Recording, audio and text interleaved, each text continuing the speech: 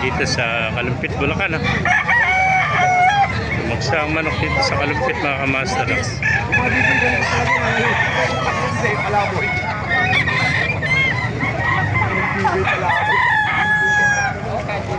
O nga, bibig. Alam ko pinili niya kung bibig Ricky, so bibig palaboy. Yeah. Ang mga nagtatanong dyan, every Tuesday ang tiyanggihan dito. 5 na umaga hanggang 9 lang po tayo na umaga, mga kamaster.